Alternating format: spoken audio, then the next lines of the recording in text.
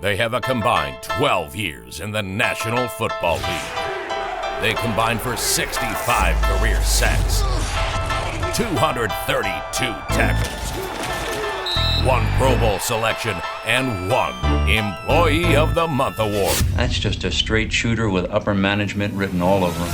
It's Train and Grose on the All AZ Podcast Network. Welcome in episode 82 of Train and Grose. B-Train, Bertrand Berry, Mike Grose, Sean Crespin.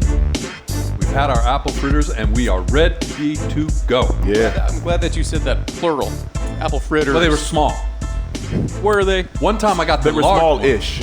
I don't know about, they were smaller, but they weren't small. I'm glad you put plural on that because each one of us had apple fritters. We should be ashamed of ourselves. Not apple. We really should. But I'm not. I ate mine with pride. My chest out. Yeah. I ate mine because there was a whole apple in each fritter. That's right. Apple a Keeping day. the doctor away. That's right. Wow. Hey, episode 82. So I'm going last week, and I had a couple people mention this to me. It's like, wow. Why'd you even bring up anybody else? Just go with the Notre Dame guy. Thank you. Well, but Anquan's my guy, though. That's I true. had to go Anquan. Yeah. That's true. I'm doing that this week. Okay. Point of personal privilege, I think they call it. Number All right. 82. So Okay. many. I'm going number 82, Jerry Rush, that played for the Detroit Lions way back in the day. And I've mentioned Wow. Mr. Rush's name on this very podcast Yes, you have. a number of times. But when I was back in Michigan last year to see my mom for her birthday, we swung by the old neighborhood, and the Rushes were our neighbors. And Mr. and Mrs. Rush still live in their house Wow. from way back in the day. And we laughed, and I was so happy. But he remembered, because my favorite story growing up, I told you the story, Detroit Lions training camp. He was the nice neighbor. He said, hey, let the kids come to training camp. Yeah. Put us in the station wagon. Right. He drove us to training camp. Yep. Didn't go 126 miles an hour on the freeway to get there, but he drove us Yep. back when I think they were training at Cranbrook, which is a school out in suburban Detroit. Mm-hmm. And my memory is carrying his helmet Wow. to the practice field. Wow. And I told him that all these years later. I said, you know what? Great memories of carrying your helmet for you. He goes, you know, I did that, don't you? He goes, wow. He goes, I was too tired. Bring your kids along to carry my stuff for me. They thought it was cool. It was just helping hands. Absolutely. He played college ball at Michigan State, drafted by the Lions. Okay. And also, he walked away on his own terms. Contract dispute with the Ford family. Stop me if you heard this one before. Said, you know what? I don't need it I'm anymore. done. And he walked away while he still had his health, and had a great career afterwards, and it was great to catch up with him. So in honor of Mr. Rush, Jerry Rush, number 82, the Detroit Lions, we kick off podcast number 82. There's a for Training handful of Grose. 82s, though. Jason Witten, 82. Okay. Are we going to give Shannon Sharp? I know he wore 3 different numbers, but he wore 82 All right. Yeah. at one point. He right? did wear 82 in Baltimore. That's right. Baltimore is what it was. Yeah, I can still see him going 93 yards. If it wasn't for Mr. Rush, and stop me if I might be wrong, Alan Page, I believe. 81. Was he 81? 81. All right, I thought he was 82 because I would have went with Alan Purple Page. People Eater. Oh, I remember. Yeah. And you talk Notre about Damer. Notre Dame, but you talk about, and this is a big story, and we've had plenty of these conversations. What do you do when you decide to retire? Alan Page said, how about if I go to be on the Minnesota State Supreme Court, get his law degree, put that Notre Dame degree, and he for the longest time Yeah. was a pillar Yes. of that Minnesota community as Absolutely. a Supreme Court justice. That's right. That's After right. he had that stellar career for the Vikings. I mean, he traded one pivotal position for another, and he made it look seamless, just like he did when he played. Yeah. I don't know why I thought he was 82. I was so used to watching him on TV, running over the Detroit Lions. Yeah. I just had that in my brain. That front four, man, they were devastating. Ooh, yeah, purple people eaters. Yeah. All right, so we really have two big stories that will have a lot of sub-stories around them. Yes. First and foremost, we'll cast a wide net and call it the NFL. But it's really starting and probably ending with the whole Deshaun Watson situation with his case and his, I guess now he'll have another hearing, or I don't know how this works. But the arbiter that was approved by both the NFL and the NFLPA came back and said 6-game suspension. Right. Right? And had a lot of evidence. She lot said of they were evidence. right. She said the NFL were right. But she also said this is the precedent that you set. Right. And so we had a couple days to stew on it, and the NFL said, No. no, we're not good with that. Yeah. And when we say, look, the announcement was made by the commissioner, but let's not let's not kid ourselves. Who does the commissioner work for? Who signs his check? We've already talked, no matter what the sport is, it's like an old line that I heard on a TV show. The commissioner's lips are moving, but the owners are talking. Right. And they decided this is not something that they were happy with, and they want to appeal that, so there's going to be a follow-up hearing. And then the commissioner is not going to hear it, which a lot of people thought he would. Peter C. Harvey. He picked a guy who's a retired U.S. prosecutor, similar to what Michael Bidwell was. Yeah. Out of New Jersey, I believe. Peter C. Harvey. We'll hear this case. Yeah. And so the thought is that this 6 games is going to grow exponentially at some point once it's going to go to a season. Yeah. It's going to go to a season. And the thing that I don't like about this is the NFL, and I blame the players to a degree, right, because this was collectively bargained. Yep. That, yeah, there would be a third party, but the owner still had another level of override in that situation, to where if they didn't like what the third party did, then they could step in, and now you go back to the commissioner doing what he's always done, playing judge, jury, and executioner. Now he's using Peter C. Harvey kind of like the owners use him, I believe. I don't have proof of that. I don't know Peter C. Harvey. I don't know what type of man he is. I don't know his reputation. But you have to think, if they had 3 days, Mike, they had 3 days to figure out whether they were going to appeal or not. And I told you guys, as soon as the verdict came down and the suspension came down, I was like, they're going to appeal this. Yeah. They're not going to let this go, because they were going to always measure the level of outrage from the fans. It is always about the fans. When you are a for-profit organization, you're always going to look at your consumers, and you're always going to care most about what they think. And there was so much outcry for that not being enough. And the language that the first arbitrator used, premeditated predatory, Mike.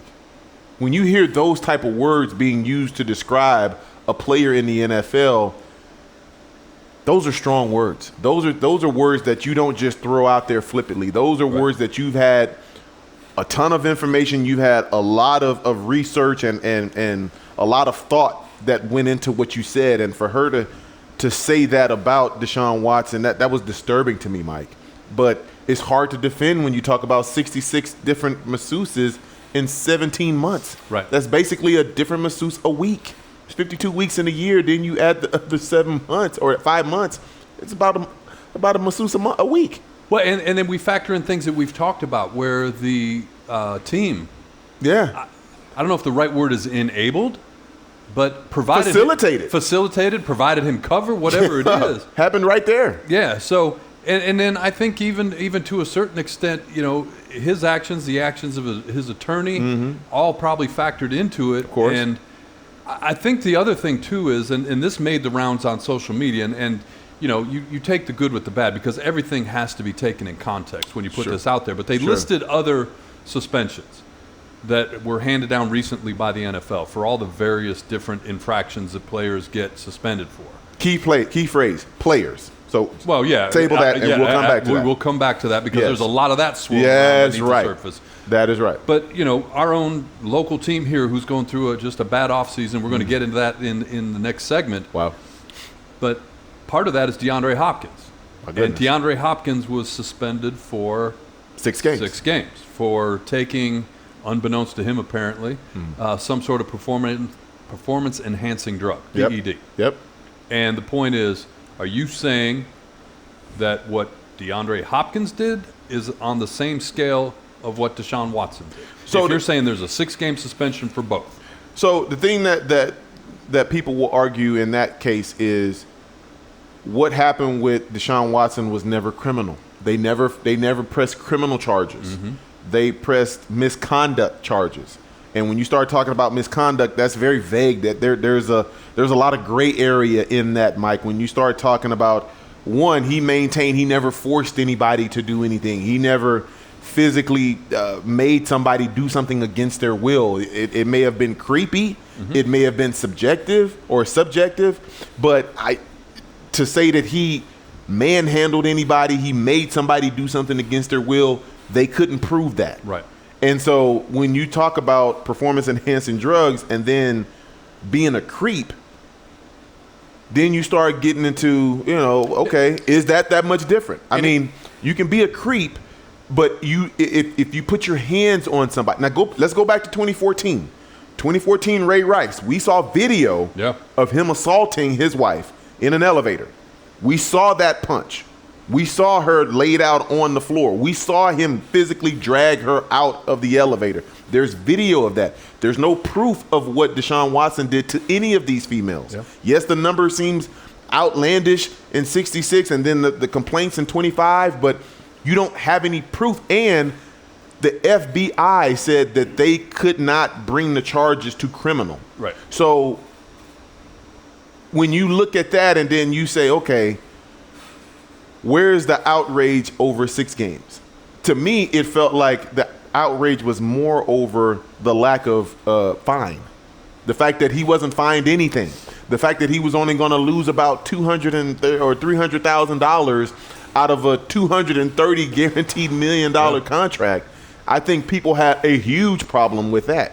And what people also have to realize is, and she stated it in her report as well, if you read the entire thing, that there's no precedent set for this. So what people have to realize... But there was, because that's why she gave it 6 games, because of what the NFL had already done in past times. Well, I thought where I read is that there really wasn't anything that was comparable. So she took what she could compare with in roundabout ways and landed on where the 6 games. And what people have to realize, though, Grose, the NFL, and in this case the non-partial arbiter that was a part of this, the judge, she has to look at 2 things. What is collectively bargained and what isn't. Nobody is saying these 2 things are the same. They're completely different. They're apples and oranges. They're 2 different. Robinson, just for thank you. So I couldn't remember her name. But these are completely opposite. They're apples and oranges. Yes. And that's the hard thing. But what people have to understand is this is collectively bargained. That's right. 6 games. That's what they're going to get. This really doesn't have much to go by. And when I say this, I mean the Deshaun Watson situation. So the judge, the NFL, they kind of have to come up with something for this one. And that's what gives people heartburn, I think, especially players, because there's no consistency to it. And I think this was collectively bargained. And I'll tell you one that drives me absolutely nuts on social media that everybody keeps wanting to throw out there, and it's the gambling.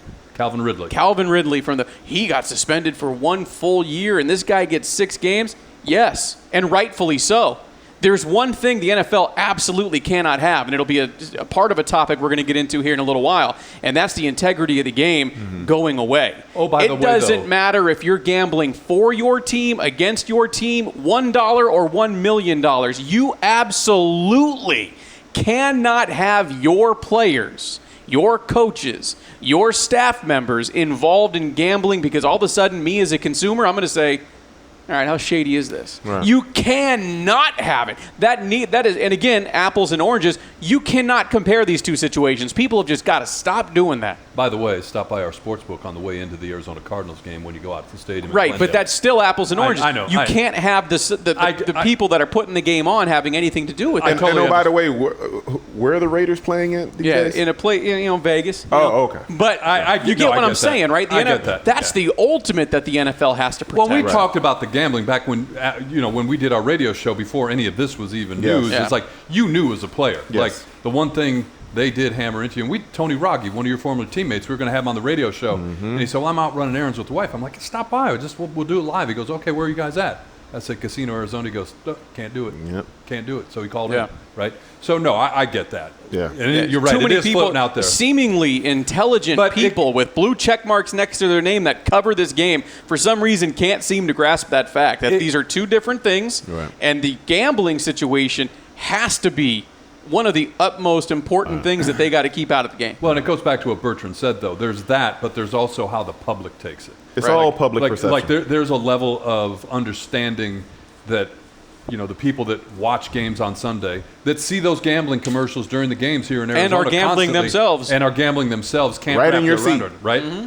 So 17 games for doing what I just did on my phone, versus something that, even though it hasn't been determined criminal, when you scratch beneath the surface a little bit, you think, man, it's got a bad feel. Feels dirty. And he's paying people off while he's at it. Like if I pay you money, will you stop complaining? Okay, go away. Now now that number's smaller, right? So And I think it does. It goes to the consistency part. And I don't know, like, what do we compare Deshaun Watson's case to? Because, as you said, it's not criminal. Right. And I'm not aware of, unless I missed Zeke Elliott. Zeke Elliott had a situation that I think that was somewhat a sexual assault type complaint that was never brought criminal, right? It was never deemed. Yeah, on the boat, I believe. Yeah, it was. Remember that? Or something. It never had criminal charges, but the Yeah. NFL was going to suspend him. He sued and was able to still play that season while it was going on, and then I believe it was dropped, if I remember right. So 6 games has been kind of the magic number when you think about the NFL, and it's been a blanket suspension all across the board. Remember Tom Brady with the Deflategate. You know, you start talking about, you know, they won the 6 games, it got brought down to 4. You start looking at Ben Roethlisberger. Ben Roethlisberger got 6 games with his situation. There was proof. He admitted that he did what he did. And it was much more egregious than what Deshaun Watson was accused of. And he got talked down. Like, he had to go meet with the commissioner, and the commissioner took 2 games off of his actual punishment. So if you feel the way you feel about the commissioner based on your time in the NFL, it's safe to say you're not alone, and other players are probably thinking the same way. There's a report out by ESPN that says that the NFL offered to settle this before it got to the arbiter. And they're saying it was an 8-game suspension with I think it was a $3 million fine. Sure. I might not be right on that, but I'm certain on the 8-game. And Deshaun Watson turned that down. Right. And now he's looking at perhaps a whole season 17. and a much bigger fine. 17, and they're looking at probably 6. Right? About $6 million. Yep. You know, it's almost like he's getting bad advice at the very end of this. Like, you know, and it's going like when you watch these shows on TV. Sure. Like, you know, when it's criminal. Obviously, this is not criminal, but you know, you see the prosecutor and the defense attorney talking about a plea deal. Right. And how much information do they really have, and what do they really know, and do you really want to go to the jury? That's right. And the other thing, even if opinion. this hearing goes your way, you know the owners are sitting out there behind that they can drop the hammer after the fact. It almost feels like he got bad information or made a bad decision, should have taken the 8 games and just went with it. Yeah, well, at this point, he's going to get whatever comes out of this. Because that's off the table. Well, whatever comes out of now this hearing, he's going to have to accept. Yeah. Regardless, because now I just mentioned Zeke Elliott, right? He appealed the hearing, the verdict of his hearing, and was able to start week 1 and play. In the Deshaun Watson situation, let's not forget how his contract is structured. He's making what, $1 million this year? He got $45 million in bonus. Yes, he has to get this year, or this whatever the outcome of this hearing is, out of the way before the start of next year, because missing 1 game next year is going to cost him money. Multiple times what it would cost to sit out this entire season. Correct. Based on how his contract is structured. Correct. So he won't. I can't imagine whatever the NFL ends up doing here. You know, now that they're going to go ahead and appeal this. I can't imagine that his camp would then counter it and sue the NFL, pushing this and kicking the can down the road, because 1 game missed next year is multiple times what he loses by missing this entire season financially. So one thing I know that both parties, both sides, I should say, the NFL, PA, as well as the owners, they both want football games to start. And we know that the game started tonight. The Hall of Fame game, you got the Raiders and you got the Jacksonville Jaguars. Yep. And so that is a welcome distraction to what we've had to witness off season. And this has been a story that's been looming over the NFL for quite some time. And I think it's really going to continue to loom over the start of the regular season until we get multiple games under our belt and we start seeing these matchups that we're looking forward to this year with people in new places and new division rivalries and all this type of stuff. So the NFL wants to get there as fast as they can, but the public opinion is not going to let this go. And I think if you're the owners and if you're Roger Goodell, you have to be very, very careful in how you go about this, because one, you've already undermined Sue L. Robinson, which was a woman who was collectively bargained by both sides. Yeah. So there was that train of thought that, okay, this is coming from a woman. They're going to respect that decision because it was a woman, right? They didn't go for that. No. They thought that it was too light of a sentence. So they immediately, and remind you, this was the first case that they had under this collectively bargained system. This was the very first time you had an arbitrator, a third-party arbitrator, come in and handle a case that's dealing with the NFL. Now you start looking at this new arbitrator in Peter C. Harvey, a guy that's had dealings with the NFL before. He's worked with the NFL before and with the owners.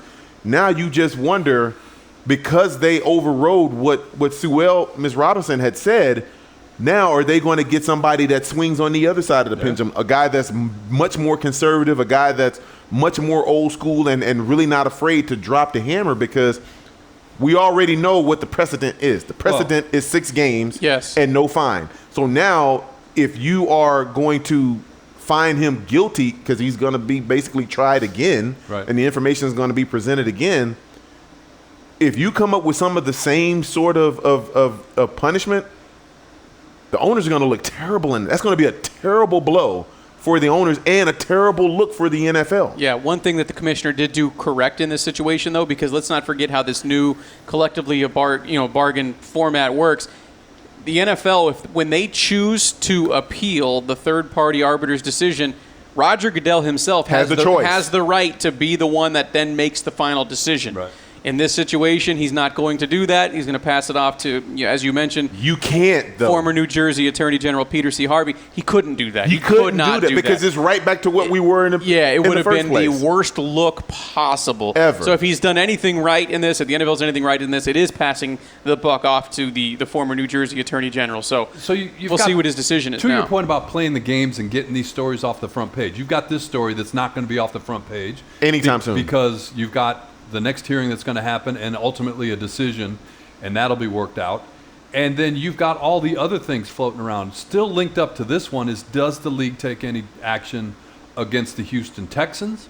Because the Texans facilitated. They don't want those emails coming out. The league does not want those. So what if you're the league, what do you do to the Texans? Do you just let it go, sweep it under the rug? See, this is the part, to that point, Mike, and I hate to cut you off. No, this is the part that I hate about this whole situation.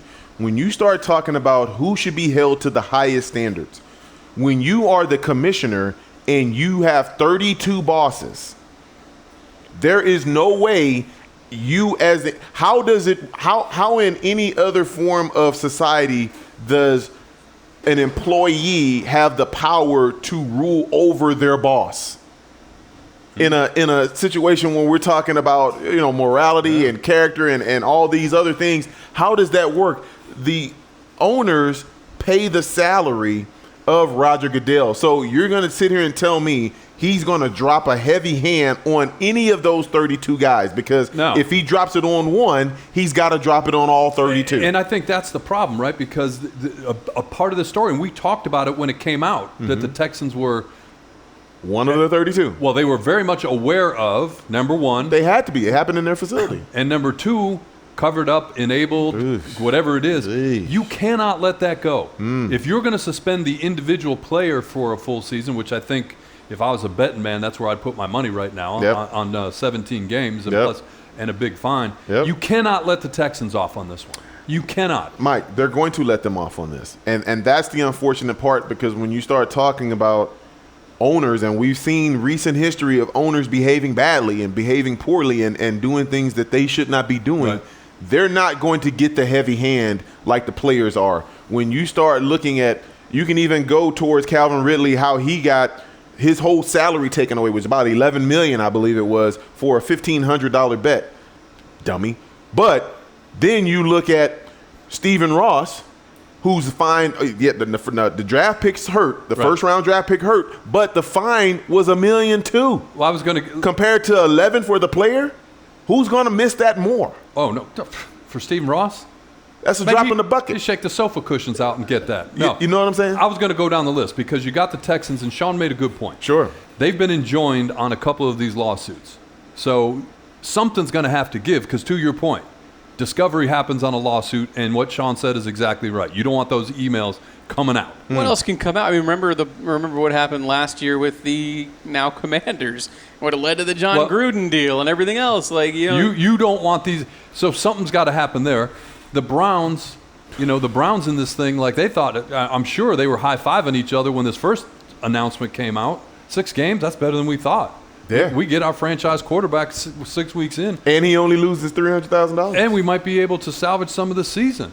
Yeah, and so I will say not the 32 owners, the other 31 owners and the commissioner crack back on the Browns on this one, the Texans, and then Sean just mentioned.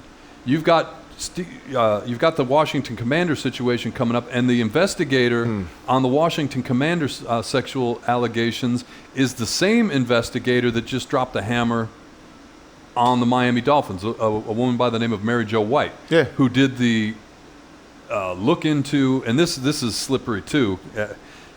It was all part of the Brian Flores allegations that the Dolphins were tanking games. Where he was instructed to tank games to improve draft position. And then he came out and said, well, I was just joking. I wasn't serious about that. But, hey, if you want to go ahead and tank, I mean, we got a couple $100,000 for you, if you're serious. Right. So apparently there wasn't enough to formally accuse them of tanking games. But how about the idiot of Stephen Ross coming out and saying, I'm so glad I was exonerated? No, you weren't exonerated. They basically said you were tanking games. They just didn't use the word tank. And, I mean, the fact that you tampered and tanked with Tua and so many other guys, I mean, it just the layers of this, Mike, the fact that that's embarrassing to the league. Like, okay, yeah, you can look at Deshaun Watson all you want. You can point the fingers all you want. Right. But when you've got an owner trying to circumvent the rules of the league for his own benefit, how is that a good look for anybody? The NFL notified the Miami Dolphins on Tuesday the team would be stripped of its 2023 first-round draft pick, among other disciplinary measures for violations of league policy relating to the integrity of the game. Reports coming out of Miami said that on the one hand, when Ross found out he was, to your point, he said exonerated, whatever, not penalized. Let's settle on that. Correct. For the tanking. For the tanking. That he was livid because he was blindsided about the second allegation and was very upset with the league office, specifically the commissioner, for not looping him in on this decision. So it goes to, in my mind, some cracks in what we're seeing because it's one-sided. To your point about blindsiding one of the 31 guys or 32 guys that signs your paycheck. Yes. And Stephen Ross, whatever you think about him, he typically isn't in the lunatic wing of the NFL owners. No. He's not with Daniel Snyder. No. He's not with some of these other crazies Jerry Jones that own the teams, right? No. And so the fact that he is blindsided and not happy with the league office is an interesting fallout to me. And again, skip ahead. The same woman that conducted this investigation is simultaneously conducting the investigation into the yet resolved situation around sexual harassment charges within the front office of the Washington Commanders. Systematic for years, for over a decade worth, Mike. Which, to me, this one is going to be really a test to that theory about what will the league do ultimately to protect the shield. Correct. And I don't mean to be disrespectful the way this next comment's going to come out, but Deshaun Watsons of the world come and go. Yeah, right? Oh yeah. They'll just do away with them. Players are disposable. They'll do away with them. Oh, you're bad for business? You're out of here. But when you're an owner, you're part of it. Like, you're part of the foundation. You're part of the shield. That's correct. That you're trying to protect. Mike, let me and ask if you let this keep going, to your point, systematic. It wasn't one disgruntled employee. It was systematic over years. And then on top of it, cooking the books, holding money back from your other 31 owners, lying to your boys. Like, how do you go into an owners meeting and say, oh, "Sorry, man, my bad." Yeah, like, my bad. I'm watching The Sopranos rerun. Like, I know how that works, man. If you did that to Tony Soprano, he looks at you, nods, and says, "Hey, don't worry about it." Next thing you know, you're out in the car with him, and they dumps you in the swamp somewhere in New Jersey. I mean, Mike, you can even throw in Stan Kroenke in that situation where what he did. $950. Like, oh, my bad, fellas, there, but y'all gonna have to fork over a couple mil. You know what I mean? But my thing is, Mike, when you look at Deshaun Watson, okay, let's take what he did. Horrible, deplorable. Nobody is going to defend him in his actions and 66 different masseuses in 17 months. But, Mike, please show me where that is different than what Robert Kraft did. Not. So we talked about that. When Robert Kraft diverted himself from an AFC championship game to go, oh, by the way, let me go relax for a minute. Mm-hmm. We'll just use that phrase because, we want to keep this respectable. How is that different than what Deshaun Watson did? And you talk about always holding different people to higher standards. The owners are supposed to be held to the highest standard. No, to your point, whether you like it or not, Robert Kraft, he rolled up on a strip mall somewhere in Florida, I believe. In Florida, right? On his way to Kansas City, right? And went in one of those Oh, by the way, one of the all-night massages. Got the red light on the window. Hey, yo, pilot, hey, just keep heading south for a minute. Don't go west just yet. Go that south. red light is the only thing I can think of that's different. That red light means it's welcome here. But Deshaun Watson, not necessarily welcome. But to your It was point, just axed, though. yes, didn't do anything criminal. yeah. He didn't force him. Didn't force anybody. Didn't do anything criminal. An old man, like whatever. Hey, you know But what I mean? he's like, hey, dude, don't do that anymore. That was his punishment. Right? And no, but this Daniel Snyder thing is this is the litmus test if you can take these guys seriously going forward. Because, like I said, whatever side of the Deshaun Watson, okay, it's the right amount because that's what they agreed to through collective bargaining, or no, he should have got whatever. Okay. But Deshaun Watson in the big picture of the NFL, Small potatoes. this man Daniel Snyder owns used to be one of your marquee franchises. One of before this all came out, when we were just talking purely football. Yep. Never has somebody done so little with so much. You think about what that Washington, The brand was. what it that was. franchise That brand, was. Yes. Back in the day, In the nation's capital.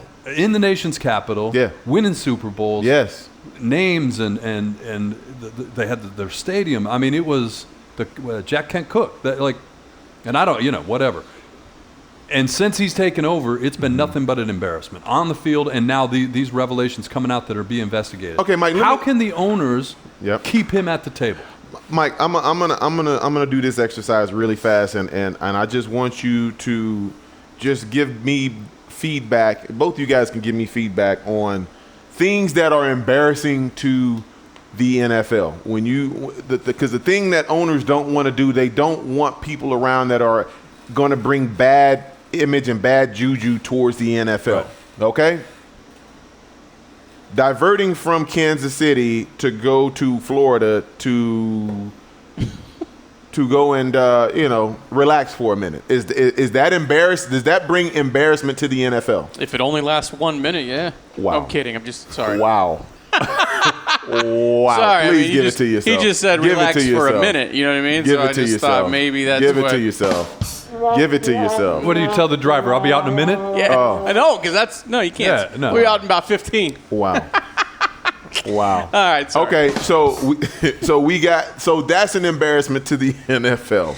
We've got a 10-year history of hostile work environment towards women. Yeah. Is that embarrassing towards the NFL? Yeah. Okay, we've got an owner that tried to circumvent the rules and tampered with one player when he played for two separate teams. And then And a coach. a coach that was still under contract to another team. Yep. Is that an embarrassment to the NFL? Yeah. Okay, so then we've got another owner that's keeping an historic Hall of Fame coach out of his Ring of Honor Oh my, we haven't even gotten there yet. on something on the idea that they just don't like each other and one's really just jealous of the other one. Is that not embarrassing to the NFL? All of it. So when you start talking about the owners getting a lighter sentence than the players, everything is geared towards the players. All of these punishments are so severe to the players, but then so minuscule when it comes to the owners.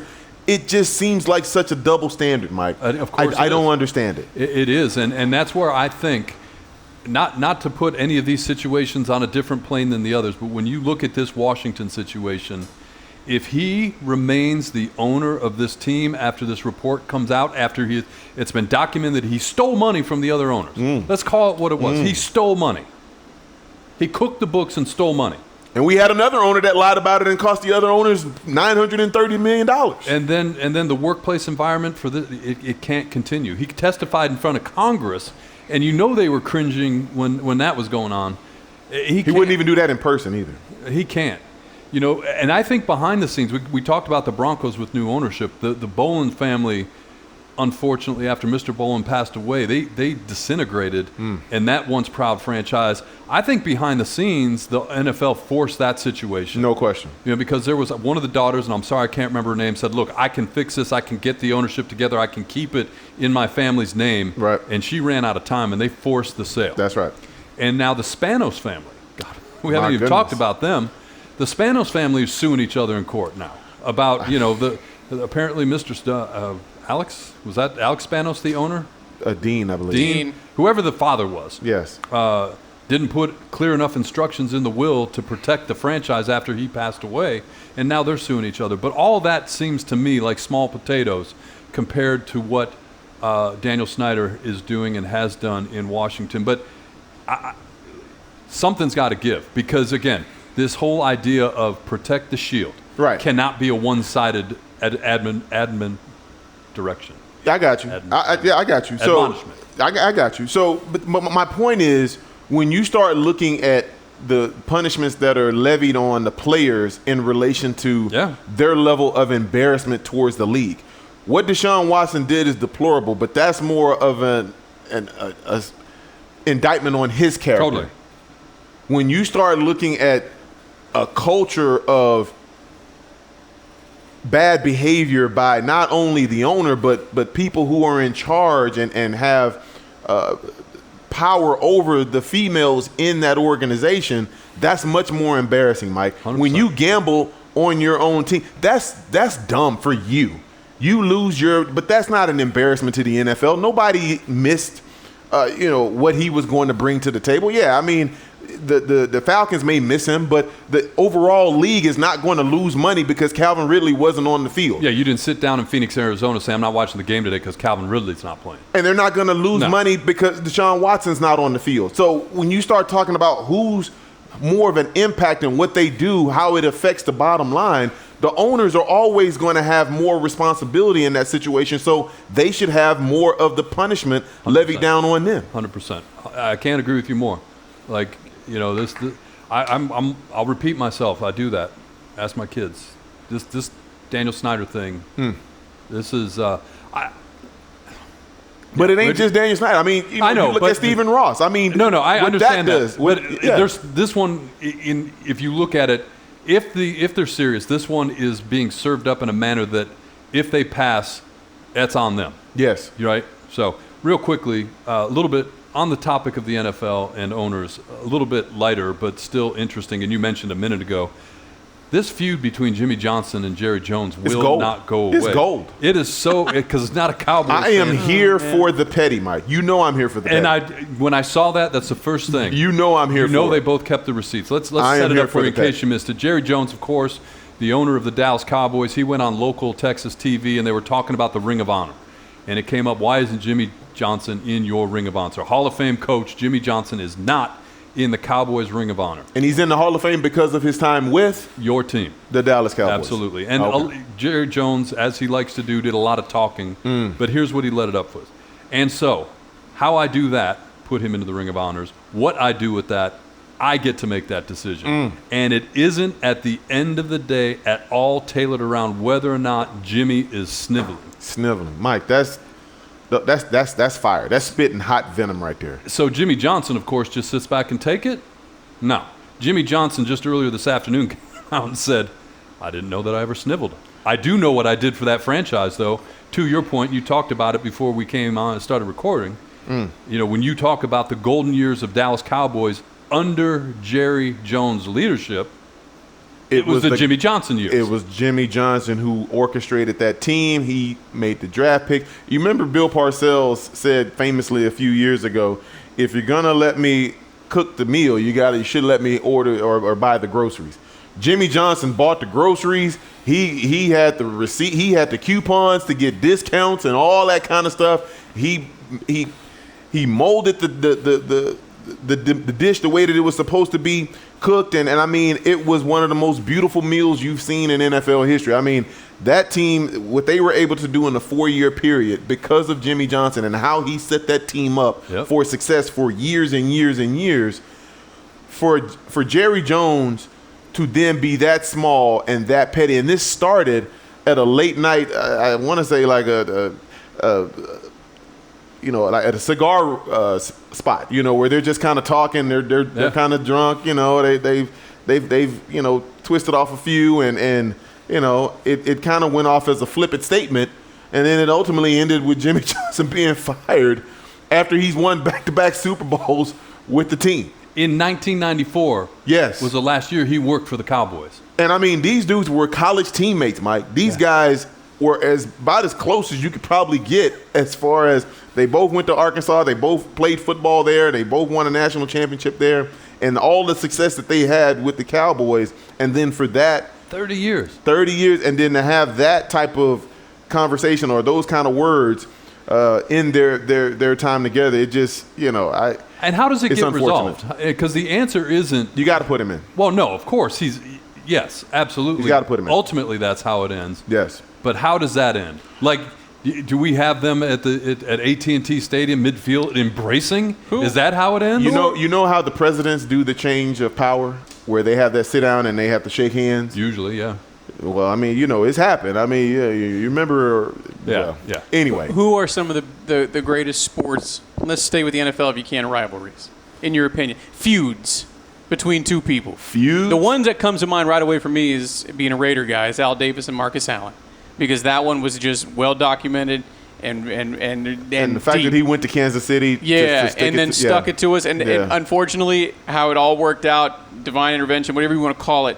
He happened to set all these career milestones against the Raiders. Yep. His 100th rushing touchdown. Yep. Most rushing yards for this or that. Always seemed to happen against the Raiders. It was wild. Yep. But unfortunately for those two, Mr. Davis passed before they could mend the fences.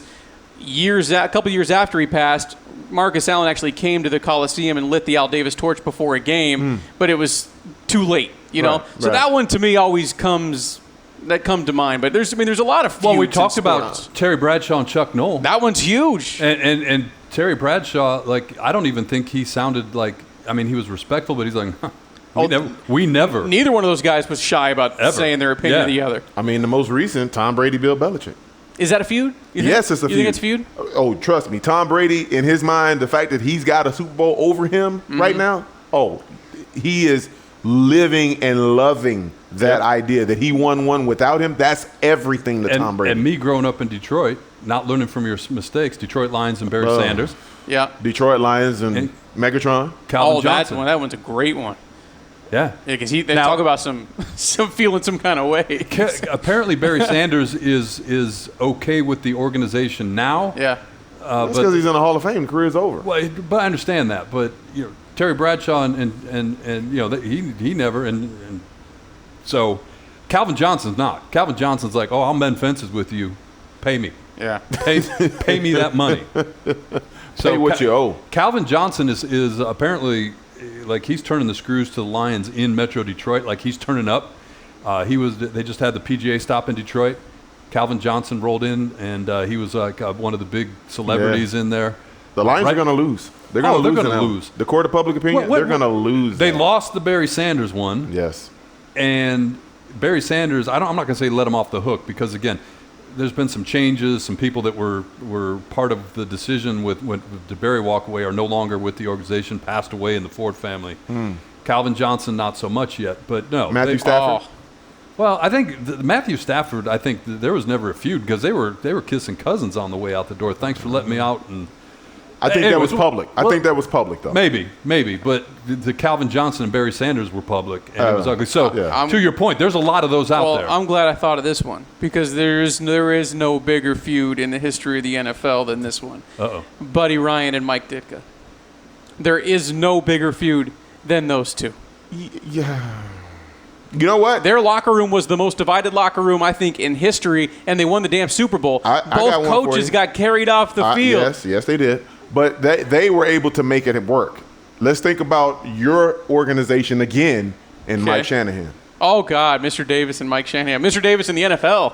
I mean, right? You talk about owner and coach. Coach Shanahan. That was Mike Shanahan and Al Davis. There is no law. I was part of that. Yeah. I was on the field for a couple of those. And I'm telling you, Mike was always in a mood when we were playing the Raiders. He was never, ever in a good mood during the Raiders. Al owed him money. Still owes him money. Yeah.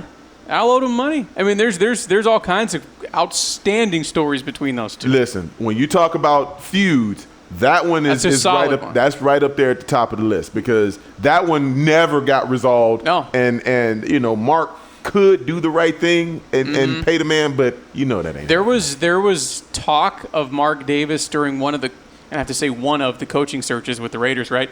That Mike Shanahan's name was brought up. Oh. Because Mark and Mike never had that major clash. No. I mean, Mark was a fun-loving kid. He was loving life. Exactly right. He's the most popular person in the whole people locker room. People in the front office were like, I don't know about that one. You may not want to make that call. Here's one. Wait, real quickly. Going back to because while you guys were talking about you always take it back to the Raiders. By the way. Sorry. Did Mike Ditka go to Buddy Ryan's funeral? I think he did. I think he did. If you watch the '85 Bears 30 for 30.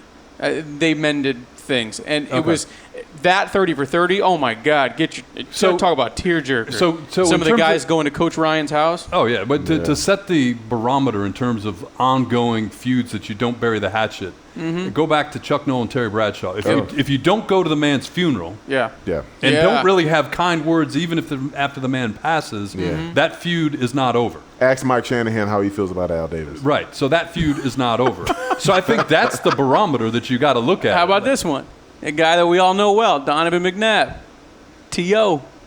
Yeah, but that's players. It doesn't reach that to me. Like that's not a real feud. That's swinging in the facility. Because listen to me now. Donovan McNabb, he didn't only have beef with Terrell Owens. Now this guy once upon a time whispered to Michael Vick that he didn't think Deshaun Jackson deserved to be in the Pro Bowl. This is a teammate. And this is a guy that made the Pro Bowl in two different positions, as a returner and as a wide receiver. Yeah. One of the only guys to ever do that. And he said he wasn't deserving of it. When you said Donovan McNabb, I thought you meant Donovan and me. Wow. Because remember, he parked too close to my car one day at the station. He parked too close to my car. And I was, I had my '86 Chevy, and I don't know what the hell he was driving. Hilarious. Said, dude, don't ding my door. You know what's a good one? That this and he goes, my doors don't ding, they go up. They do. Wow. Actually, it was a Lambo he had parked next to you. I remember that. Hold me back, B-Train.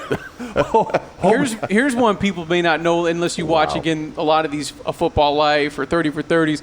But Jerry Glanville and Brett Favre can't stand each other. Jerry Glanville was the head coach of the Falcons when Brett Favre was drafted and used to just absolutely kill Brett Favre and tell him, we drafted the wrong – we meant to write down the other name on the sheet. And I mean, it just absolutely destroyed Brett Favre. I got one for you. Paul Brown and the Cincinnati Bengals. Oh. That's you mean the Cleveland Browns? No, Cincinnati Bengals. Yeah, he went to the Browns and they named him the Browns. Correct. Yeah, that's Cincinnati Bengals. And the colors, they took the colors, they took everything. Yep. Yeah. I mean, Bill Walsh and the Bengals. Because he was supposed to be the one that took over for coach. He was an assistant. But everything was pointing towards him getting the job, and they didn't give it to him, and he said, I'm out. And he went to San Francisco. Three Super Bowls later, I think, it's like, I'm good. How about Steve Young, Joe Montana? No, not a few. Because they were friends, but both wanted the spot. They just wanted to play. Right. Now, man, well, we going to keep it football, but I was just about to go. I was just about to go another sport. Go ahead. I was going to go baseball. What do you got? I was going to go Derek Jeter, Alex Rodriguez. It's a good one. I mean, those guys plain don't like each other. And if you've seen the new series, The Captain. Yeah, I haven't watched it yet, but it's supposed to be great. New episode tonight, by the way. 5 and 6. I think it was episode 3. And, they were as close as can be. But then your boy A-Rod had some things to say. And Derek was like, yep, once you cross that line, you don't get it back. You only get once to get me. And that's a wrap. Pete Rose in Major League Baseball. Yeah, but that goes back to gambling. Yeah, but you did that. You put that on yourself, though. You did. 100% he did. All right, real quickly before we break this, because we got a whole lot to get to with the local team. There's got to be more. No kidding. Probably there's a lot more. Oh, I mean, we just stuck to football. Everybody who's met you knows that you're not a guy that. Oh, me and the Cowboys? So overall, he's got the star. There will always be beef with the Cowboys. But that's personal. T.O. and the That's Cowboys. family. That's family induced. So that will always be personal with me. Who's yours, Grose? I don't. I'm a lover, not a fighter. Come on, it's got to be the Bears. Real quickly, though, before we do that, anybody from Ohio, man. Like, I'm growing up in Michigan. Right. How do you get from Ann Arbor to Columbus? Wow. Go south till you smell it, and east till you step in it. Oh, well, okay. All right. Yeah, that's how you wrap up a segment right there. No, we're not wrapping it up, though, because I got to get we got to do this. Performance-enhancing drugs, hands all over the player. What about Aaron Rodgers? Wow. What about Aaron Rodgers? Because everything that Deshaun Watson and more, like he took psychedelic drugs, admitted it. Yeah, I want you to pronounce the name. I can't. Yeah. I can't. It's and said he's a better teammate and said he did it while he was winning 2 MVPs. Yeah. Back-to-back MVPs. Said Aaron Rodgers said taking the psychedelic drug ayahuasca, AYAHUASCA. Go ahead. Close? Go for it. Led to the best career decision of my life. It's an ancient hallucinogenic. It's a brew. Sometimes shows promising treatment for mental illness. In the last 2 years, we've learned more about Aaron Rodgers than I ever cared to know. You remember he talked about that cleansing diet that he went on and what that did to his body and all that kind of stuff. Remember he had the foot and he actually showed the foot during the press conference? Mm-hmm. Like we didn't need to see. He did, that's right. He held it up to the camera. We didn't need to see the foot. It was during COVID. Since he started taking that hallucinogen, he's been much more open and free and getting his Nicolas Cage on, showing up to camp. I mean, some things we just don't need to know, and I feel like he's been a habitual oversharer. The exact quote was, Aaron Rodgers says the psychedelic trip was a blessing from his ancestors, describes a feeling of 100 hands all over his body. Hello, Deshaun Watson. I could have gone my whole life and never heard that. Hello, Deshaun Watson. And never had that imagery in my head. You want to have hands all over your body and not worry about it? Well, he just wants one in a specific location. All right. So he's in touch with his ancestors. I wonder if he's talking to his parents yet. So you're saying Deshaun Watson's and what is he in touch with? Anyways. Yeah, we better get out of here. Aaron Rodgers, the gift that keeps on giving. All right, on the other side. Wow. We're going to get into it. Dad jokes. What else do we got to get into? Lots going on with the local team. That's right. And then pump the brakes and dad jokes. That's coming up on Train and Grose. Train and Grose.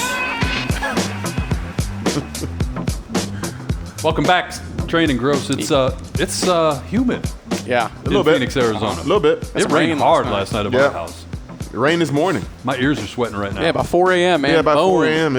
Thunder was coming. I mean, the lightning woke me up first, and then the thunder came rolling in, and it was, so much for that extra hours of sleep. We spent a lot of time talking about the woes of the NFL in our opening segment. Didn't even touch on the local team, and there's a lot going on. There's some good stuff. We'll get to it, but is there? Lots of negative headlines. And we were going to start with Hollywood Brown, but John Weinfuss, who was he? Weinfuss. Josh Weinfuss. He's the ESPN. He's with ESPN. I just make sure he didn't jump to the Athletic. I never know who's where anymore these days. Cardinals running back James Saxon is facing 2 domestic battery charges. Running back coach. Running back coach. There you go. Stemming from a domestic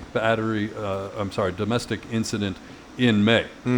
So that in and of itself is a terrible headline, but apparently reports from the team is that he was on the field today coaching the team.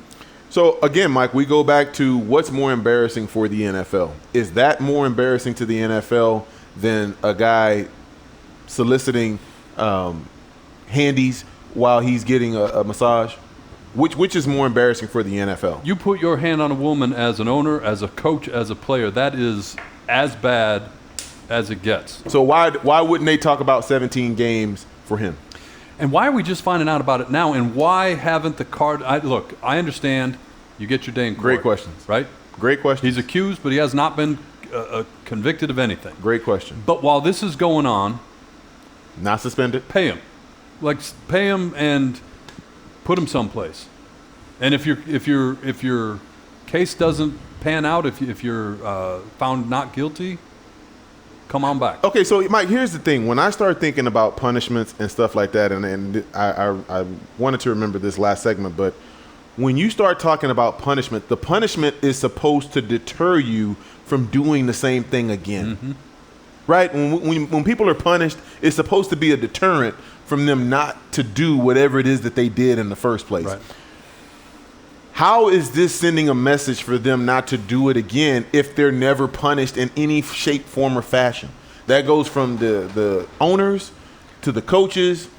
And, yeah, the players are definitely going to get punished. They're always being punished. They're always made the example. Their names are always put out there. That's going to always be the route that they go when it comes to players. But I don't understand why there's a double standard for people in positions of power. The coaches, the GMs, the owners, those guys should have more of an onus on their head because they're in higher positions and they're going to be around the franchise for much longer than the players. Completely agree. And here's my big issue with this. A warrant was issued for Saxon's arrest on May 25th. Mike, it's August 4th.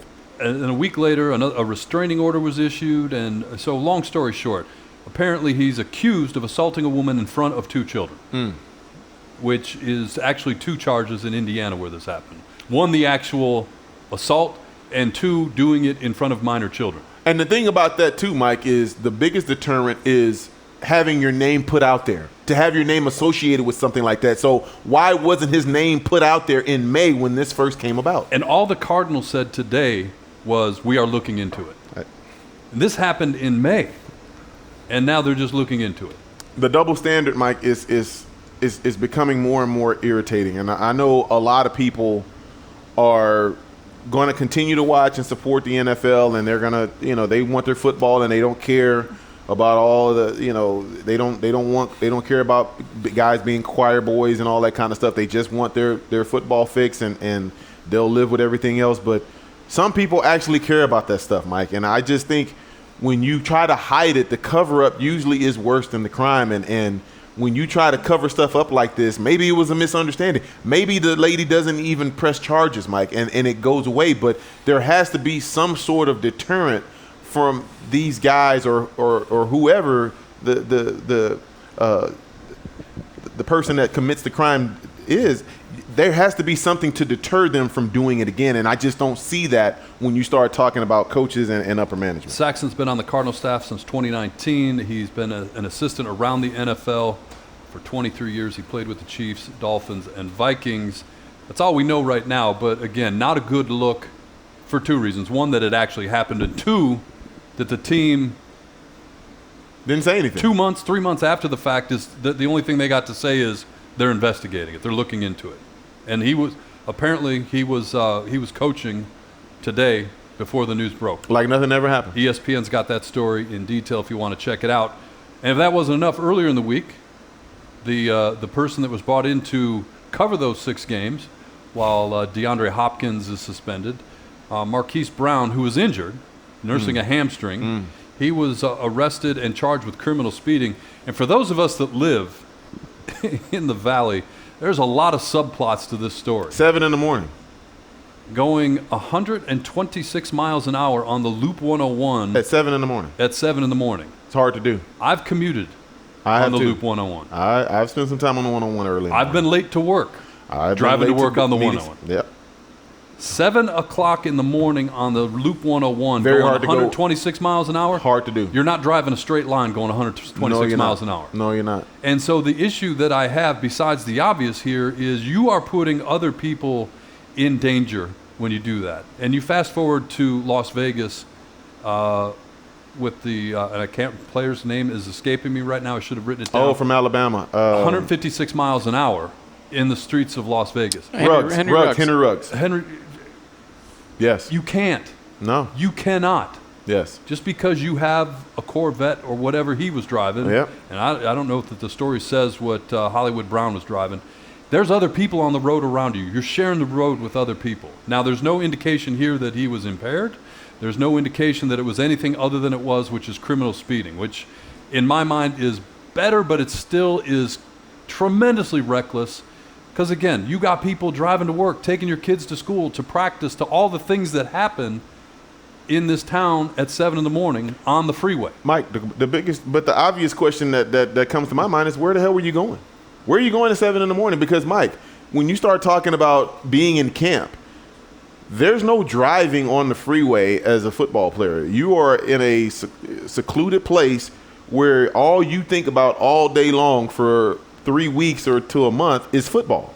You're sleeping and drinking football all day, every day. So why were you in your own car, for one? Where were you going, and where were you coming from? Right. Those are all legitimate questions that need answers. And, Mike, I know that the scenario is different because we were in Flagstaff. We had to drive to Flagstaff. And even when they were at the Renaissance, which is right next to State Farm Stadium, they didn't have to go anywhere because they were bused all the way through all their different spots that they had to go to. They were always bused. So they didn't have to use their cars unless they got a day off or something like that.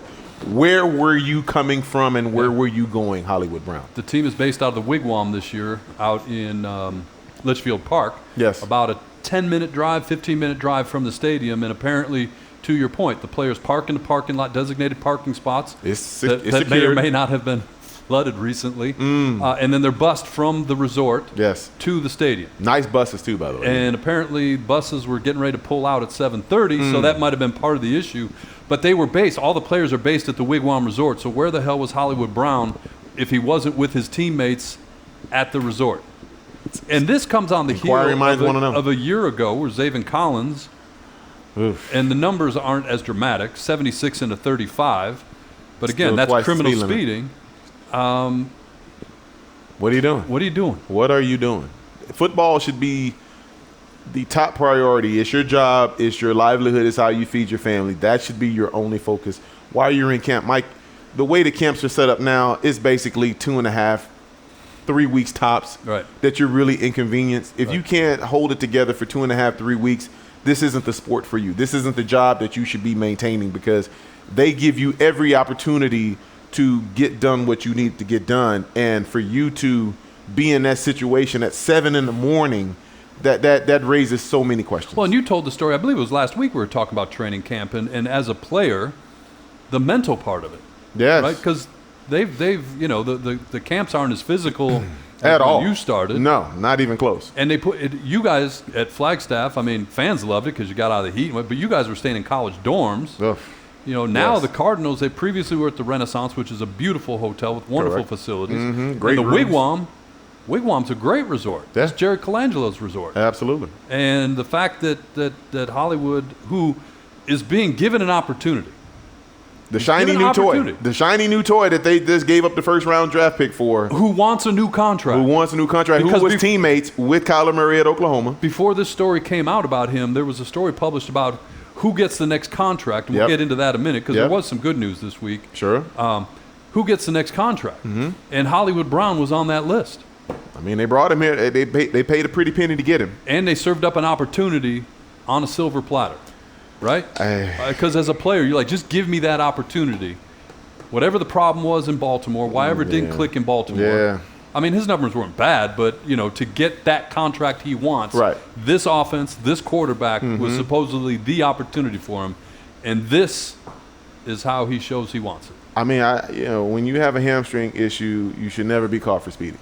I mean, I'm just going to throw that out there. Like, that shouldn't be one of those things that you're caught doing, because it kind of goes against everything that you're doing to miss practice.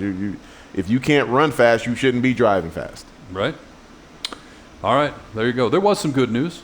Shout out to DJ Humphries, got his bag. Love that, my man. He went from knee deep with Coach Arians to knee deep in money. I'm happy for him. I'm too. And this is an interesting factoid that I heard. Yeah. Since the Cardinals moved to Arizona, 88, two players that they drafted got a third contract from them. Wow. Larry Fitzgerald and DJ Humphries. It's pretty cool. It's good for them. Maybe not so much for the drafting record of this team. Well, and the thing about DJ, he was so young. He was 20, Mike. Remember, he was a young junior when he came out of the University of Florida. And for him to have ascended to the level of being a captain, being one of the leaders on this team, you couldn't be happier for him. Because I remember those first couple of years, he struggled, and BA did not give him any kind of reassurance. He didn't cut him any slack. I mean, he was as hard on him as anybody I can remember. And for him to have survived all that and to be thriving now and to get that to get that third contract and get that bag to really secure his future, that's just a beautiful thing. And supposedly, apparently, whatever the right word is, him doing this deal now cleared about $7 million worth of cap space this year, which is going to be needed because there's a lot of question marks, a lot of holes that need to be filled. But going back to DJ Humphries real quick. Sure.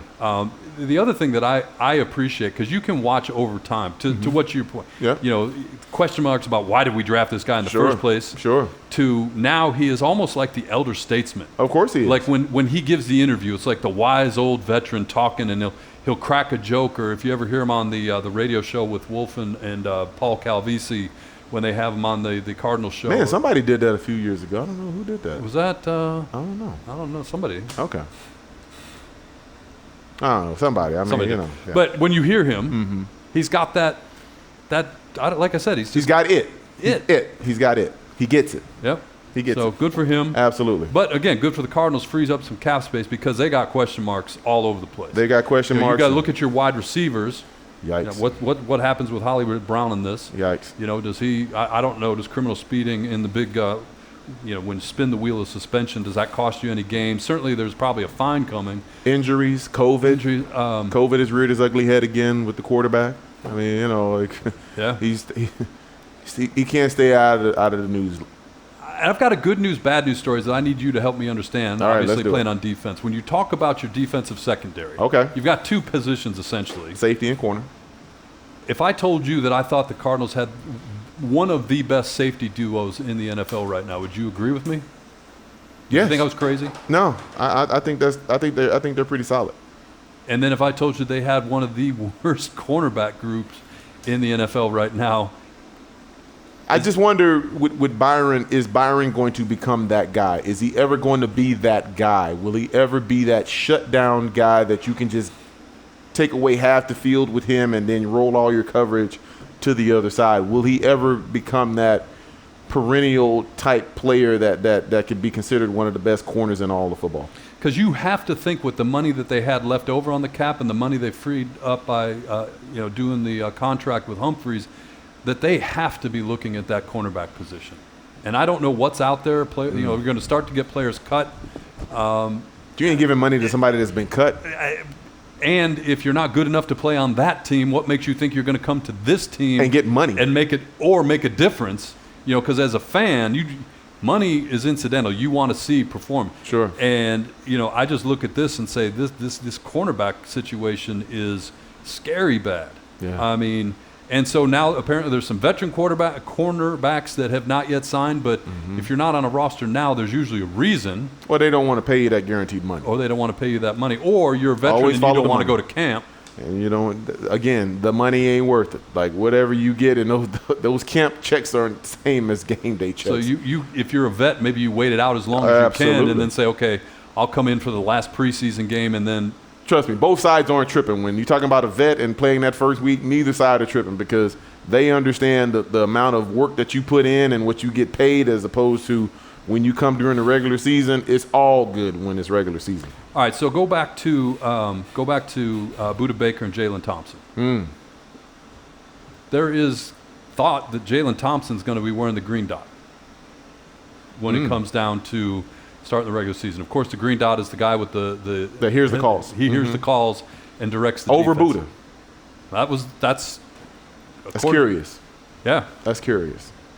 But what about? Let's start with a safety having that, as opposed to where it's typically the linebacker that's wearing that helmet. Yeah, a linebacker is the quote-unquote quarterback of the defense. It's a lot of youth at the linebacker position. Well, and so is that a reflection on the linebackers, or is that a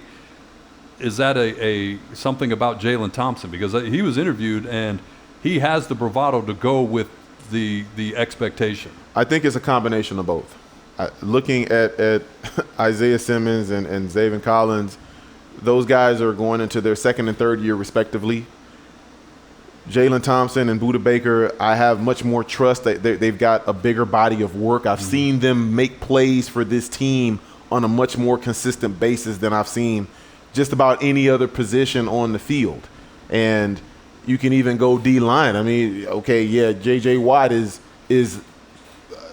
a known commodity, But is he a reliable commodity? Well, is that's he the a point, guy, right? Yes. Because if you're going to have that responsibility, if you're going to have that green helmet on, you And can't J.J. come off Watt the ain't the field. type of guy. Yeah, you can't come off the field. And J.J. Watt ain't the type of guy to be relaying messages to the secondary at the line of scrimmage. That's just not a good idea to give it to Well, a and if defensive lineman. if you think J.J. Watt's going to play 80-90% of the snaps, you're in trouble. No. Because he can't.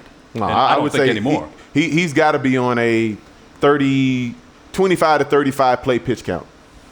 So you can't have You can't can't be give him that guy. You Right. can't give him that green dot. So Because it's either Zaven Collins, because it's No. not Isaiah Simmons. That's No. not what he was drafted for, and that was No. never the expectation of him. And I think it's fascinating, either good or bad, depending on how he performs, how they are going to use him. Because you listen to camp reports saying, hey, Isaiah Simmons spent the morning with the cornerbacks.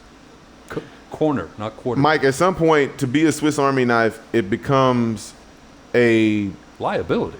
well, not a liability, but it's not a compliment anymore. When you first come in, I remember that they were talking about, hey, he could play 7 different positions on the field. Hey, that's great, but is he going to be great at one of them?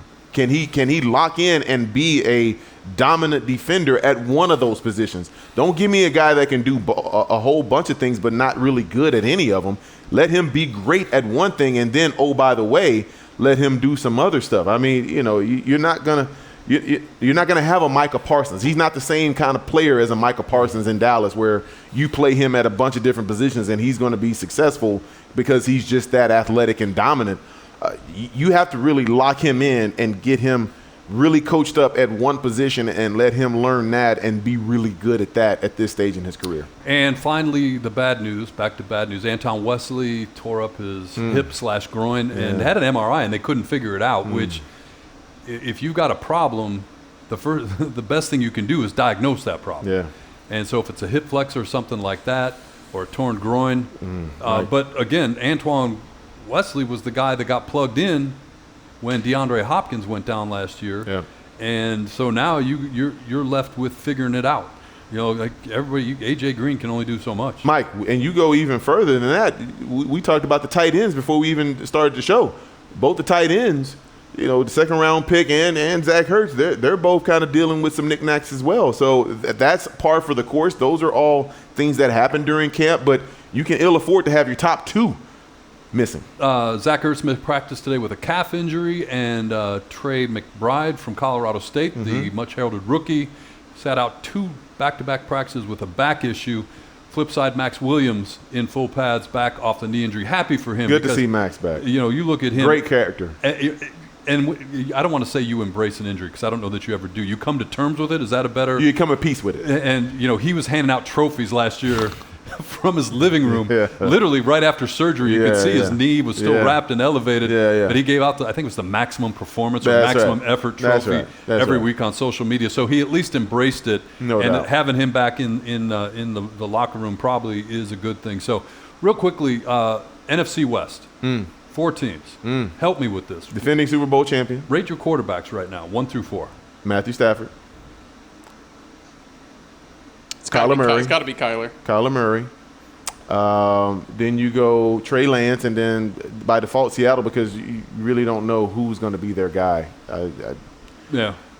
I still think if you're Cleveland or if you're Seattle, why aren't you on the phone right now with the San Francisco 49ers? You need a quarterback. He is the best option out there. They're not going to get better with time. And the other thing that's really interesting about that is a fan leaked a video out of 49ers practice of Jimmy Garoppolo on the side working out, throwing the ball better than anybody on the field for the 49ers. He was off to similar to what we saw with Deebo Samuels before he signed the contract. Sure. He's still under contract. He's still with the 49ers. He goes to their medical staff, all that. He was off on the side working with, I don't even know if it was an assistant coach or maybe. It's got to be awkward. Somebody. But he was throwing the ball better than anybody on the field, they said. And a fan leaked the video out because it was probably at some point where the media cameras weren't allowed to be on. If you're a Rams fan, you're worried, though. About? Matthew Stafford missed practice again today with abnormal pain in his throwing elbow. They thought it was tendonitis. And they are not allowing him to practice yet. So hopefully it's just, rust from the last season and he gets it. Because, again, that Matthew Stafford story, the way it all played out and winning the Super Bowl. House money. Him and Tom Brady, ultimate house money. And, my opinion of Matthew Stafford was always really high. Everything he had to deal with the Ford family and everything in Detroit. Native Texan, too. And to see him embrace it, the AT&T commercial. Oh, life-changing. And the wink. Right? And the wink. Awesome. It's awesome. You expect that from a Tom Brady after all these years, but to see it come from Matthew Stafford Awesome. and to embrace all that story was. So hopefully he's all right. But again, unexpectedly out of practice again with abnormal pain for a quarterback at this time of year is how it was described. Speaking of Matthew Stafford and the Rams, did you get a chance to check out the rings that they got? Yeah. Wow. Something missing. What's missing? Their other Lombardi trophy. If you're a St. Louis Rams fan, you're feeling a little like, what the hell? I just paid you $950 million to go away. Yeah, we ain't worried about your feelings. Like you got the one. Live with it. You're all right. It's on their ring. For those that don't know, it is beautiful. It's got diamonds galore, and in diamonds. But the case. Yeah. The rotating all the case. cases now are like go back and look at the last few years. They're all like as much work and design goes into the cases now as they actually do in the rings. Man, listen. But they only had the one Lombardi trophy and diamonds on the rings. So. Are you surprised? No. Well, they only come on. Everything that went down with that. Yeah. Come on. There's no way that was happening. All here for the petty. And it was two different teams. Like what was her name, the owner at the time? Georgia Frontier. That's right. Yeah. I saw it. Rest in peace. Shout out to a local guy, Bryce Perkins. He put a picture out on. I forgot he got one. Yeah, he got his. So he put it out on social media. Chandler High product. Resurrected his career at the University of Virginia and one of Minucci's guys. Yeah, and gotta love it. He's got his ring. All right, on the other side, I'm gonna have a drink of water. There you go. And then we're gonna do pump the brakes and dad jokes. That's coming up on Training Grose. Yep.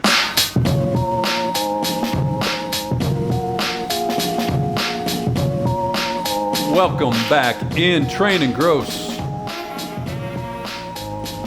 It's the part of the podcast we love.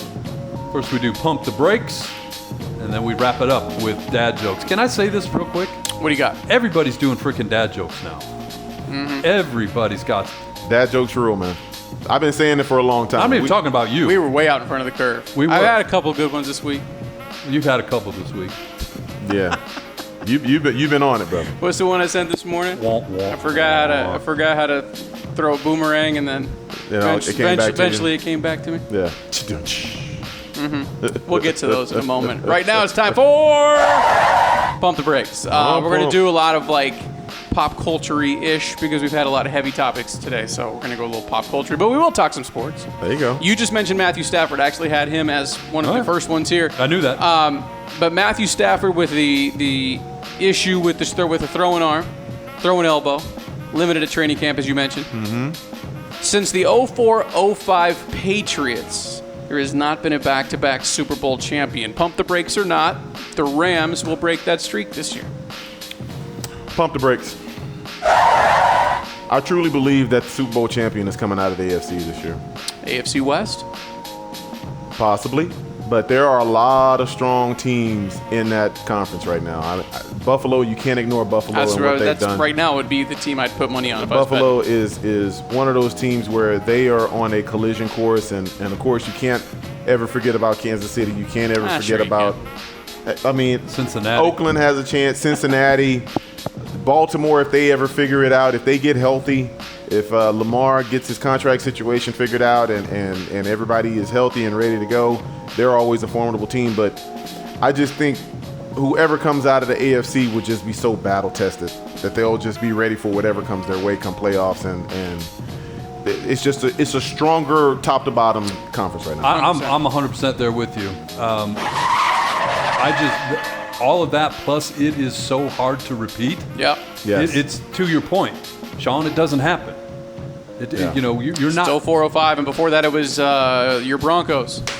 And we're talking about, are the Warriors who die? It can happen in other sports. Right. NFL, it is very, very difficult. So for that reason, and the ones that B-Train mentioned, pump the brakes. The brakes. All right, I'm going to answer this question for you guys, but I just figured we would put it into today's podcast. Is this a Raiders question? And at least talk about it. No, I will answer this one for you. There is a better play-by-play man in baseball history than Vince Scully, and I will pump the brakes on myself. But passing away this week, he could tell a story and call the game at the same time, not lose a beat, and just be so silky smooth. Like, he's absolutely amazing. And I mean, I think he had a 65-year career. yeah. And in his span, it wasn't just baseball. It was, I mean, he did some NFL. He very famously called the catch with Dwight Clark in the 49ers and across sports. But yeah, one of the all-time greats this week. I was looking at the list of players that he covered. Like, he called games, and the ones from our era, the ones we know, right? You know, so if I say, well, he covered Ricky Henderson, like, so, you know, but we're talking about Gil Hodges and Roy Campanella, guys that played for the Brooklyn Dodgers. Wow. And then came out here. So I think It's hard, to find anybody that has a career more accomplished. And the one thing I'll say about that smooth. is, you know, growing up in Detroit, we had a version of Vin Scully. And I'm not going to say he was better or worse than Vin Scully. Sure. But growing up in Detroit, if you're from my era and you say Ernie Harwell, you know that. It's like Al McCoy. Right? Yep. So Jack Buck. the local announcers, like, people are so provincial or territorial about their own guys. Like, I can move to Phoenix and say, Al McCoy. I wouldn't, but I mean, you know, yes. Or you could have moved to Detroit in the 70s and said, this Ernie Harwell guy, he's not as good as Vin Scully. Yeah. Who's the Eagles play-by-play guy? Been there forever too. The NFL Films guy. I mean, because then you start thinking about Chick Hearn, you start thinking about John Madden. You know, these are guys that, you know, it's. Well, I look at the local. Now, John Madden was a national. Right. But, you know, when you're talking about your local guy, like, I'm sure, like, you grow up in Houston. Yeah. Whoever. Time for Dodger baseball. Right. Like, you just know that line. You know what I mean? And again, when I threw this in there and the way I set it up, I just wanted to find a way to make sure we mentioned it because it was a. Yeah. I'm glad you did. I'm totally glad you did because that. Who's for you growing up in Texas? Who's the play? Is there a play-by-play? It could be a national guy even, but you know, your childhood growing up. Who's the soundtrack? It's Dandy Don Meredith. Turn out the lights. The party's over. They say it all. For me, it's Frank and Al and Dan. When I'm talking the NFL, that was my Monday Night Football booth. Yep. Frank, Al, and Dan. That was Monday Night Football, and obviously Summerall and Madden was. They were Sunday everything football. Sunday football. Yeah. Sunday football. For John Facenda was the NFL guy from Philly. John Facenda. And for me, I think I've told this story before. Growing up in Detroit, the Lions always played the early game. But when TV really came on the scene, NFL became so cool for me watching the AFC from the West Coast. Don Criqui. Yes. You know, guys like that I have no idea who Don Criqui is, or Charlie Jones, I think, the white hair guy. Yeah. Like, you know, and it wasn't so much them, but it was calling a game from the Murph in San Diego. Yeah. The light, it's still sunny out, and there's palm trees, and damn, these Chargers are fun to watch. Yeah. Right? Yeah. Or they're playing a team in an orange jersey, and it's just, it's fun to watch as a kid growing up. No doubt. You know, so when I think about how I became more than a Tigers or a Detroit fan, a sports fan, it was late games in the NFL on Sunday afternoon. I hear that from everybody that I know that came from the East Coast. Me, I was here on the West Coast. That's all I knew was those Sunday afternoons. Let's fire through a handful of food ones. We're very food oriented on this program. Before we go real quick, Yes. big shout out to Bill Russell. We got to give Oh a shout gosh, out. how did I not put that in the Bill Russell? We got to shout Bill Russell out. I mean, one of the all-time great champions in sports history. Yes. And everything that he was able to accomplish, we got to get. I mean, one of my great joys in my life was to meet Bill Russell and get a picture taken with him. So rest in peace, Bill Russell, a champion among champions. Yeah, and some of the stories that I never knew about him was, and I should have known these stories considering the era in which it was in, but some of the stories you heard on ESPN this week, what he went through as an African American. Oh, in Boston? In Boston. Oh my God! And I know those them stories. not selling him homes and threatening him and his family. And putting the fecal matter all over his house when he was on the road. Unbelievable. Absolutely. As one of What their he own, went supposedly. through. As one of their own. Right. Winning- Unbelievable what he went through. B-Train92 on Twitter tweeted out a picture this week of you, and where did you meet That's Bill right. Russell? I met him at the All-Star game here. I believe it was 2010. It was 2010. When, It was 09-010 season. Yeah, and I think Shaq and Kobe were the co-MVPs of that game. Yeah. And that started to thaw the ice between the two of them, which was a whole surreal sort of moment. But yeah, got the chance Yeah, to what a meet him. picture that was, man. Him, Dr. J, Clyde Drexler, some of my childhood great. You know, I mean, it was just it was an awesome experience, and definitely appreciate it. I mean, what a class act he was, and definitely missed. And you look good in a tie. I appreciate it. I mean, every now and again, I do a little something, There you go. every now and again. Not too often, but every now and again. All right, on to the childish stories that we usually get to There in you this go. Let's portion do of the it. program. Let's do it. Oreos. Okay. Oreos is bringing out again the pumpkin spice cream cookies. Pump the brakes or not, pumpkin spice everything sucks, and it doesn't need to come around every year. Or it doesn't need to come around in freaking July Ever. or August. Yeah. I mean, Ugh. I'm not pumping the brakes on that.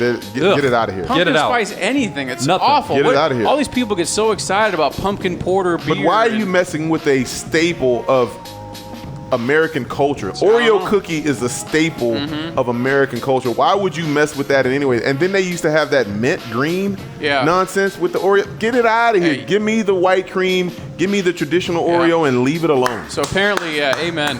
This is matter of fact. Here we got the clapping. It might be a little premature, but yeah, here we go. This is the first time in 5 years that these particular Oreos are going to hit the shelves. But every year you get this pumpkin spice outta here. everything like it's worth a damn. Get it out of here.